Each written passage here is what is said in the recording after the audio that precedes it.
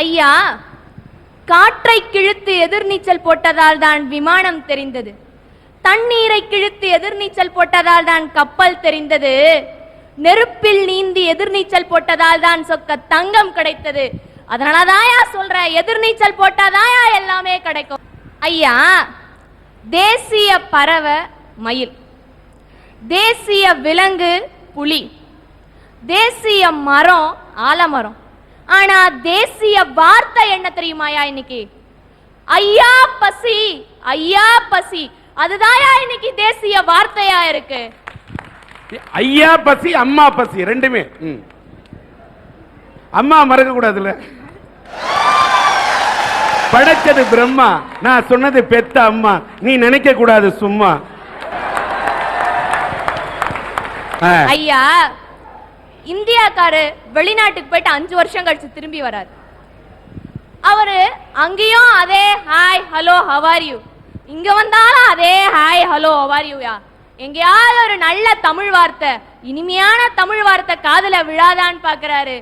திடீர்னு ஒரு வார்த்தை ஐயா பசி, அம்மா பசினுது, அதே தேசிய வார்த்தை கேக்குது. திரும்பி பாக்குறாரு, ரோட்டோரத்துல பிச்சைக்காரையா, தட்ல தமிழ் இன்னைக்கு சில்லறையா சிரிச்சிட்டு இருக்குங்கய்யா. ஐயா, எங்க ஊருக்காரு சதீஷ்ன்றவர் புத்துக்கு பக்கத்துல ஒரு குடிசை கட்டி வாழ்ந்துட்டு வந்தார்.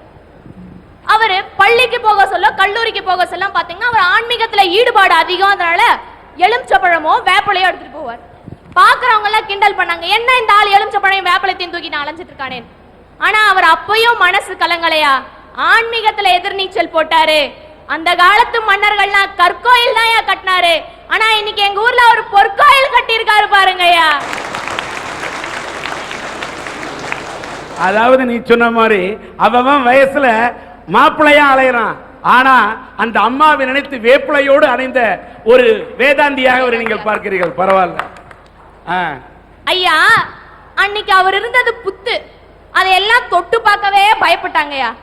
இன்னைக்கு அவர் கட்டின பொற்கோயில் எல்லாம் தொட்டு பார்க்க ஆசைப்படுறாங்க பாருங்கய்யா.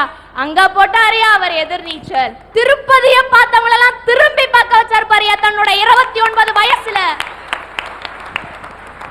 அங்க போட்டாரியா அவர் எதிர்நீச்சல். அதனாலதான் சொல்றேன், இந்த நிழல்களிலே எதிர்நீச்சல் மட்டும் தாயா நிஜம். ஐயா, என்ன மாதிரி ஒரு அழகான பொண்ணு, சரி ஒத்துக்க மாட்டேன்றீங்க, விடுங்க. ஒத்துக்க மாட்டேன் என்ன சொல்லிட்டு இருக்க? இல்ல அவங்க எல்லாம் ஒத்துக்கிறாங்க. அப்புறமா பின்ன பேசுங்க. என்ன மாதிரி ஒரு அழகான பொண்ணு ஒத்துக்கிறீங்க தானே? ஒரு வீட்டுல இருக்காங்கன்னு வச்சுக்கோங்க, எதிர்க்க இருக்க 4 வயலுங்க. அந்த பொண்ணை மடக்காங்க என்னென்னலாம் எதிர்நீச்சல் போடுறாங்க பாருங்கயா. பல்லே வளர்க்க மாட்டான், அன்னைக்குதான் பல்ல வளர்க்கும் அந்த பொண்ணு. பார்க்க குளிக்கவே மாட்டான், அன்னைக்குதான் குளிச்சுட்டு வருவான். ஆண்ட எழுத்தே தெரியாதியா, ஆக்ஸ்போர்ட் ஆங்கில புத்தகம் வச்சு மெத்த மேல அப்படியே ஒரு ரவுண்ட் வரும் அந்த பொண்ணு பாக்குற மாதிரி. அப்பவாது லைப்ரரி பக்கம் போறானேன்னு பாராட்டுமா. ஐயா, ரங்கநாதன்றவர் கிராமத்துல இருந்து பட்டணத்துக்கு போறாரு. தாமோ ஒரு பாடலாசிரியர் ஆயிடலாமேன்ற கனவோட பட்டணத்துக்கு போய் நண்பர்கள் வீட்டுல தங்கி சான்ஸ் கேட்டு அலையறாரு. 2 வருஷமா சான்ஸே கிடைக்கல. திரும்பி வராரு. அவரோட ஆனா இருந்தாலும் அவரோட மனசுல ஒரு ஏக்கம் இருக்கு, நம்மளும் ஒரு பாடலாசிரியர் ஆகணுமேனு. திரும்பி வந்து நிக்கிறாரு பஸ் ஸ்டாண்டாண்ட. கண்ணதாசன் ஐயாவோட பாடல் வரிகளை கேட்கிறாரு. தானும் இந்த சமூகத்துல எதிர்நீச்சல் போட்டு பாடலாசிரியர் ஆயிடுவேன்னு சொல்லிட்டு திரும்பி போறாரு.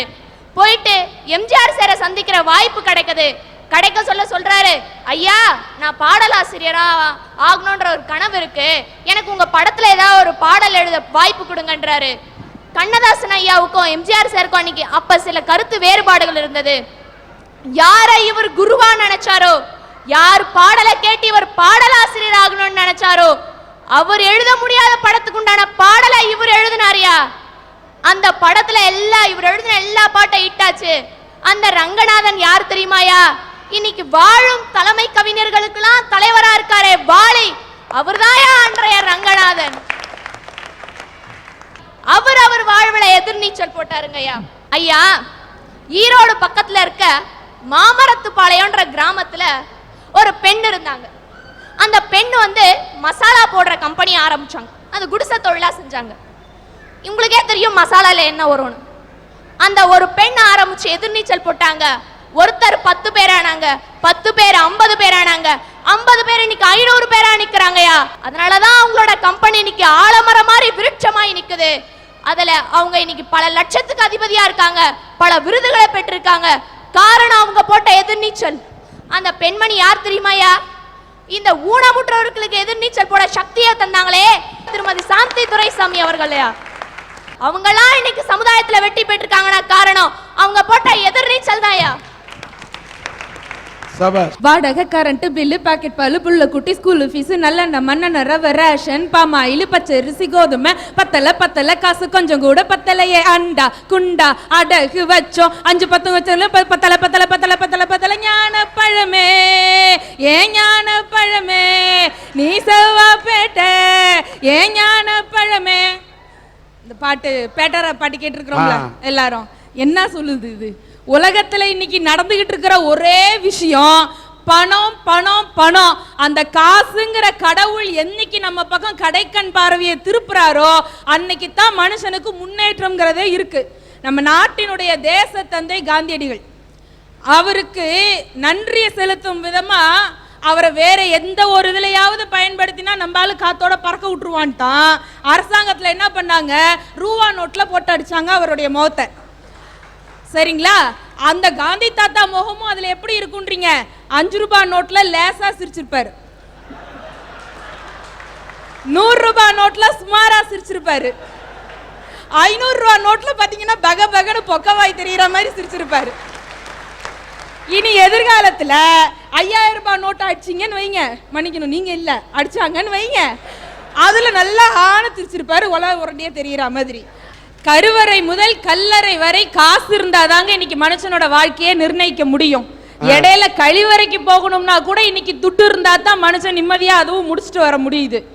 அது மாதிரி அரசாங்கம் என்னமோ இலவசமா அரசு மருத்துவமனைன்னு அழைச்சு இலவசமா பிரசவம் பார்த்தாரு கூட, அந்த அரசு மருத்துவமனையில கூட நாம பெத்த பிள்ளைங்களை நம்ம கண்ணுல காட்டணும்னா குறைஞ்சது 300 ரூபாய் 500 ரூபாய் கொடுத்தா தான் அங்க வேலையே நடக்குது. அதுலயும் பொம்பளை பிள்ளைன்னா 300, ஆம்பளை பையனா 500 ஆமா. இது என்ன நியாயம்னு நான் போய் கேட்டேன். அதுக்கு அவங்க சொன்னாங்க, பொம்பளை பிள்ளை பிறந்தா செலவு அதிகம், பாவம் அந்த அம்மா அப்பா செலவு செஞ்சு கஷ்டப்படுவாங்க, அதனால இப்பல இருந்தே நாங்க சிக்கனை படுத்தி 200 ரூபாய் மிச்சம் பண்ணி கொடுக்குறோங்குதுங்க. அந்த மாதிரி இருக்குது. அதே போல பிள்ளை வளர்ந்து போறாங்க ஐயா. வளர்ந்துட்டு இருக்கும் போது எப்படி இருக்கான் பாருங்க. வீட்டுல அம்மா ரசம் வச்சுட்டு இருப்பாங்க, அப்பதான் அவங்களுக்கு ஞாபகம் வரும் கடுகு தீந்து போச்சுன்னு. பையனை கூப்பிட்டு, டே தம்பி இந்த பக்கத்து கடையில போய் 5 ரூபாய்க்கு கடுகு வாங்கிட்டு வாடா அப்படிம்பாங்க. இவன் போமா முடியாது அப்படிம்பா. இல்லடா தம்பி 5 ரூபாய்க்கு கடுகு வாங்கிக்க, 50 பைசாக்கு உனக்கு முட்டாய் வாங்கிக்க அப்படின்னு சொல்லுவாங்க. இந்த பையெல்லாம் என்ன தெரியுமா, அவன் பின்னாடி 5 ரூபா கடுகுக்கு 50 பைசா கமிஷன் அடிக்கிறவன் எதிர்காலத்துல பெரிய கான்ட்ராக்டரா வர போறான்னு அர்த்தம். காசே அவனை வளர்க்குது பாருங்க. அடுத்து ஒருத்தன் இருப்பான், 50 ரூபா கையில காசை கொடுத்து 2-3 சாமான் வாங்கிட்டு வாடா அப்படின்னா அவன் என்ன பண்ணுவான் தெரியுமா, சாமான் வாங்கிட்டு வந்துருவான். 48 ரூபா பில்லா இருக்கும், 2 ரூபா மீதி சில்லறையை பத்தி வாயே திறக்காம கம்முன்னு அடிச்சுட்டு போயிட்டே இருப்பான். அவன் ஏன் தெரியுமா, அவன் எதிர்காலத்துல பெரிய பஸ் கண்டக்டரா வர போறான்னு அர்த்தம். பாக்கி சில்லறையை பத்தி கவலையே பட மாட்டான். இன்னும் சில பசங்க இருக்காங்க ரொம்ப உத்தம புத்திரன், மாசம் கடைசியில 1000 2000ன்னு கையில காசை கொடுத்து போய் இபி பில்லு டெலிபோன் பில்லு கட்டிட்டு வாடா தம்பி அப்படின்னா பயபுள்ள போறவே 4-5 நாளைக்கு திரும்பி வரவே மாட்டான். இவெல்லாம் எதிர்காலத்துல பெரிய ஃபைனான்ஸ் கம்பெனி அதிபராக போறான்னு அர்த்தம். அது மாதிரி காசு தான் குழந்தைங்களை வளர்க்கவே செய்யுதுங்க. காசின் மதிப்பை அறியா மனிதன் உலகில் செல்லா காசுங்க. கடவுளையே காட்டி கொடுப்பதற்கு யூதாஸ் என்கின்ற மனிதன் காசு வாங்கி கொண்டு அந்த பாவத்தை செய்தான். இந்த கலியுகத்திலே காசுதான் கடவுளாக நம் கண் முன்னே இருக்கிறது. இதுதான் நிதர்சனங்கய்யா. ஐயா உங்களுக்கு தெரியாது இல்ல, ஒரு காலத்துல நம்ம மூதாதையர்கள்லாம் நாடுகள்ல குடியேறும் பொழுது ஒரு இடம் விட்டு மறு இடம் போகும்போது யாரும் வீட்டு மன பட்டாலாம் போடலிங்க. அவங்கவுங்களுக்கு விருப்பப்பட்ட இடத்துல முடிஞ்சா குடிசை வீடு இல்ல குச்சி வீடு மச்சு வீடு கட்டிட்டு இருந்தாங்க. ஆனா இன்னைக்கு நிலைமை எப்படி இருக்குது, அவன் வீடு கொடுத்த ஹவுஸ் ஓனரையே போட்டு தள்ளிட்டு இருக்கிறான். ஏன்னா எங்க ஊர்ல அப்படித்தான் ஒண்ணு நடந்துச்சு. வாடகைக்கு வீடு கொடுத்தாரு ஒருத்தர், குடியிருக்க வந்தவன் ஹவுஸ் ஓனரையே கொலை பண்ணிட்டான். கேஸ் கோர்ட்டுக்கு போச்சு. வக்கீல் கேட்டாரு, ஏன்டா அவரை கொலை பண்ண அப்படின்னு. இல்ல சார் அந்த ஆள் சாவுக்கு அவர் தான் காரணம், நான் கிடையாது அப்படின்னா. ஜட்ஜு பதறி போனாரு, இவ்வளவு சாட்சி இருக்கு எப்படா இல்லன்னு சொன்ன அப்படின்னு. அதுக்கு அந்த ஆள் சொல்றான் பாருங்க, கூண்டுக்குள்ள நின்று சிரிச்சுக்கிட்டே, அந்த ஆளு தான் தினம் 3 மாசமா வீட்டு வாசல்ல வந்து நின்று என்னைய காலி பண்ணு காலி பண்ணுன்னு கேட்டான். பாவம் பாவம் பெரிய மனுஷன் கேட்கிறாரேன்னு காலி பண்ணிட்டேன் அப்படின்னா. அப்படி மனிதனாக மனிதனை வாழ வைக்கணும்னு சொன்னா அதுக்கு காசு இருந்தா தான் முடியும். காசு இருக்கிற மனுஷனுக்கு எவ்வளவு மரியாதை இருக்குன்னு நம்ம நிறைய பார்த்துக்கிட்டு இருக்கிறோம். திருப்பதிக்கு இப்ப 2 நாளைக்கு முன்னாடி பெரிய கோடீஸ்வரர் அம்பானி வந்தாரு. அம்பானி வந்த வேலையில என்ன பண்ணாரு, நம்மெல்லாம் 1.25 ரூபாய மஞ்சள் துணியில 1.5 வருஷமா முடிஞ்சு வச்சு கொண்டு போய் திருப்பதியானுக்கு போடுவோம். அவர் வந்த வேகத்துல 1.25 கோடி ரூபாய உண்டியல்ல காணிக்கையா போட்டார். சாமி காத்திருந்து தரிசனம் கொடுத்தாரு அம்பானிக்கு.